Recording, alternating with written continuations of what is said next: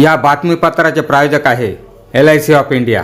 जिंदगी के साथ भी जिंदगी के बाद भी। संपर्क 9890 98 40 42।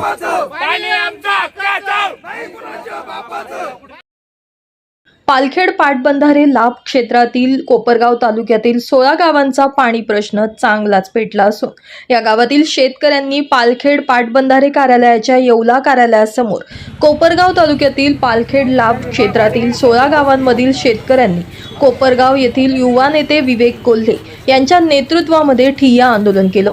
दरम्यान कोळगंगा नदीद्वारे सावरगाव, शिसरगाव, आपेगाव, तिळवणी, गोधेगाव तसेच चारी क्रमांक 45 द्वारे करंजी, पाडेगाव, कासली, ओगदी, दहेगाव यासह नारंगी नदीद्वारे आंचलगाव, बोलकी, शिंगणापूर, चारी क्रमांक 36 द्वारे नटेगाव, चारी क्रमांक 36 द्वारे नाटेगाव, चारी क्रमांक 52 द्वारे उकडगाव, तळेगाव, मळे आदी गावातील तलाव व साठवण तलाव बांधारे त्वरित भरून द्यावे अशी मागणी या शेतकऱ्यांनी केली।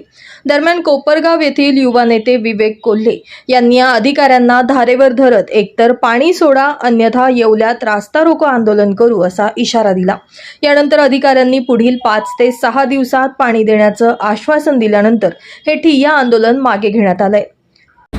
पवार सर नमस्कार, विवेक भैया कोल्हे बोलतो। एक तर आम्ही निवेदन दिलं होतं, माजी आमदार कोल्हे ताईंच्या लेटर हेडवर दिलं होतं, सगळ्या ग्रामपंचायतीचे ठराव करून तुम्हाला दिले होतं पाणी भरून द्या म्हणून। नाही दिलं तर आजच्या दिवशी आम्ही या ठिकाणी शेतकरी येणार होते।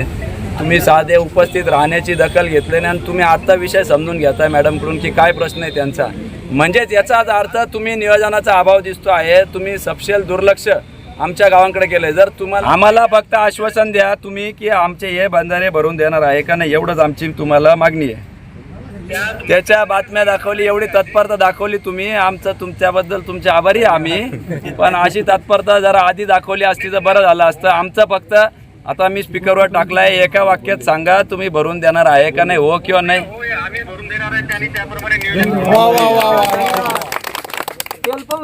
खेडवरच्या आमच्या कोपरगाव तालुक्या तसं येवल्या लगतच्या गोगलगाव या जवळपास 15 पाझर तलावाच्या प्रश्नानिमित्त या ठिकाणी आलेलो होतो। त्याचप्रमाणे 45 चारी, 52 चारी, काही 39 नंबर आणि 36 नंबर असा हा एकूण सगळ्या आमच्या कोपरगाव तालुक्यामधील प्रश्न आहे।